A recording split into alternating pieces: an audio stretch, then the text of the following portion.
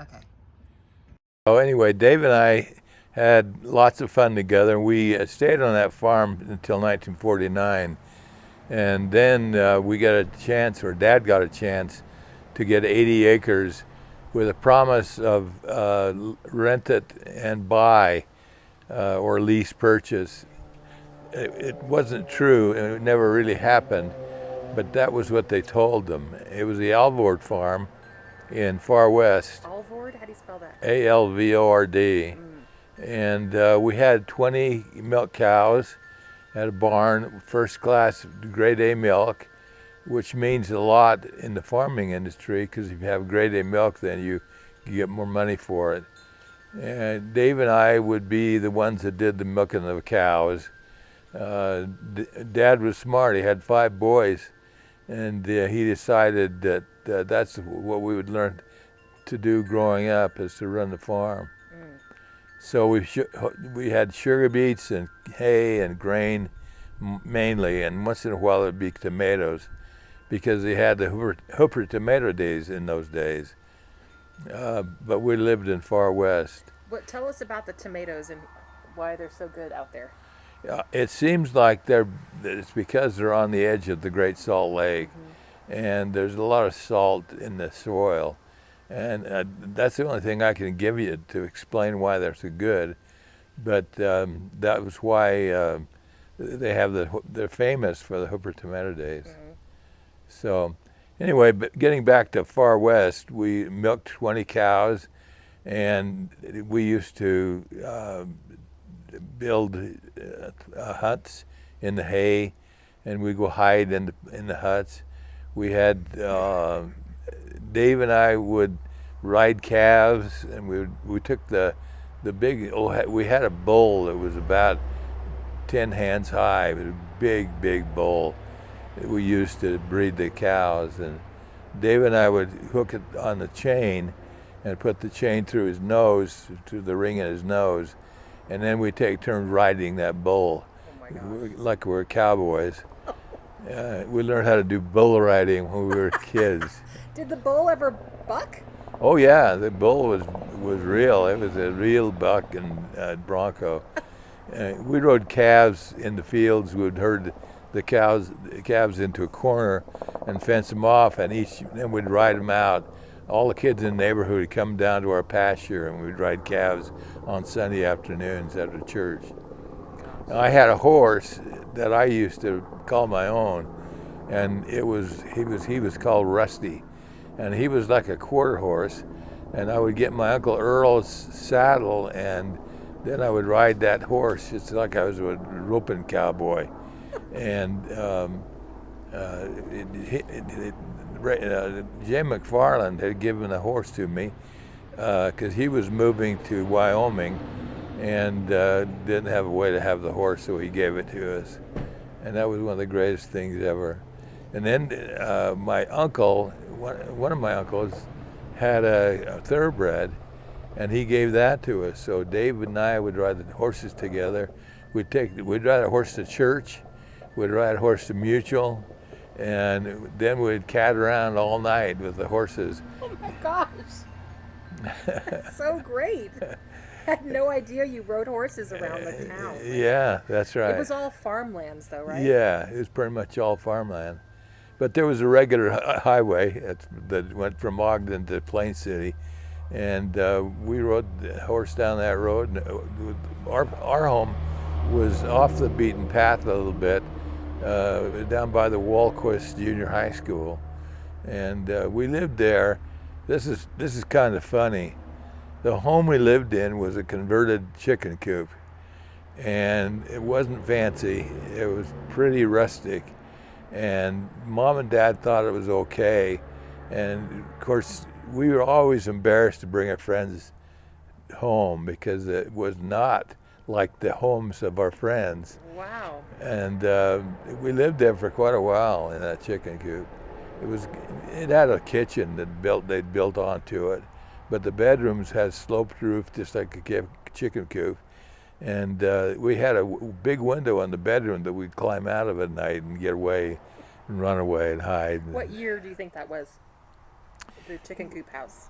We moved there in '49, Okay. and we lived there until I went away to Utah State in '59. Oh, wow. So And that was in Hooper or Wilson Lane? that was far west. I mean, far west. Okay. Yeah, and we had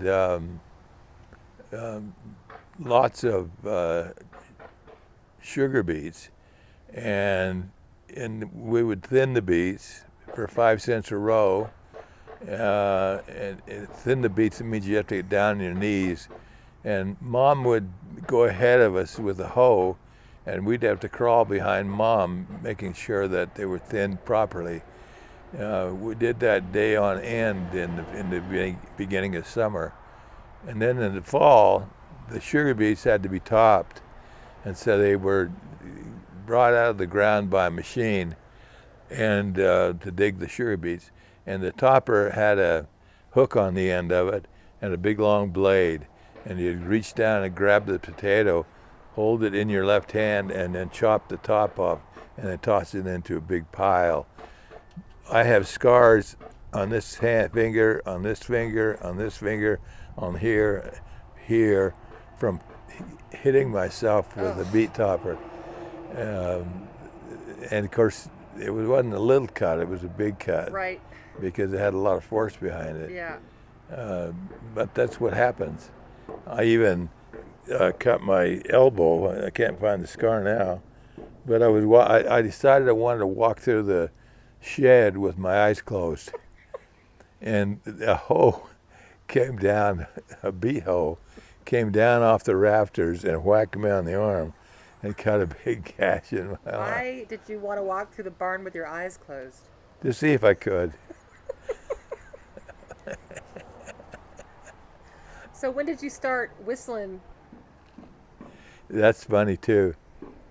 I can't recite the poem right now that I wrote, but I'd go out in the barn and Dad would always be whistling a tune, and it would be the same tune over and over and over.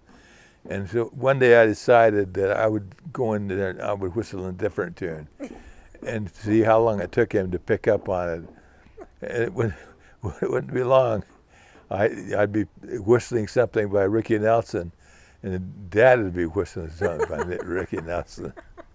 And we had a radio on in the barn, and we listened to Kanak radio, which is the hit teenage songs, and Little Darlin' and all of Ricky Nelson stuff, and Wake Up Little Susie, and all those songs were going on in the barn, and we were milking the cows.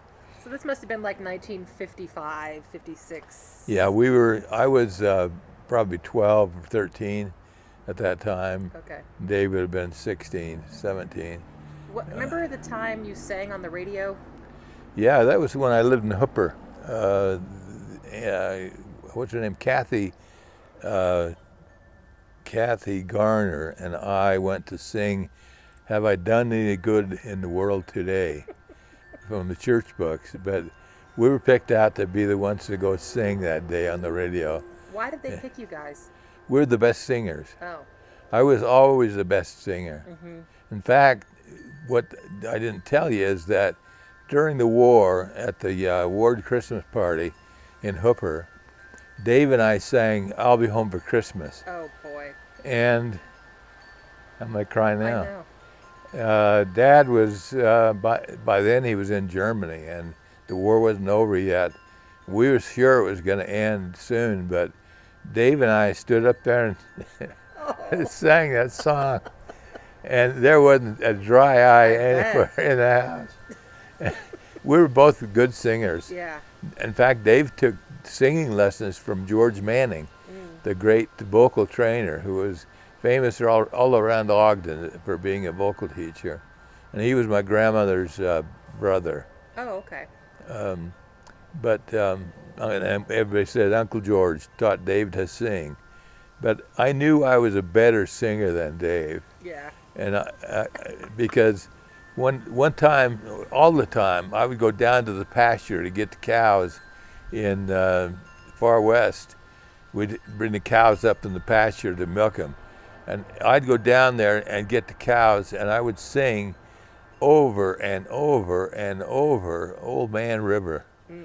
to the point where I was so good that I could hear myself sing it anywhere, anytime. I was just great at singing Old Man River. I had it right on all the way. But I never did anything about it. Mm. Never sang anywhere. Never did anything until I got to high school. Mm. And then when I got to high school, I joined the a cappella choir. Ah. And what great times Mm-hmm. we had with that group, going all over in the bus and singing in places and doing all kinds of concerts. And on the bus, we'd have a kissing contest. And all the girls would get in the back of the bus, and I'd go back there and kiss them all. I was the best kisser And the best singer. and the best singer.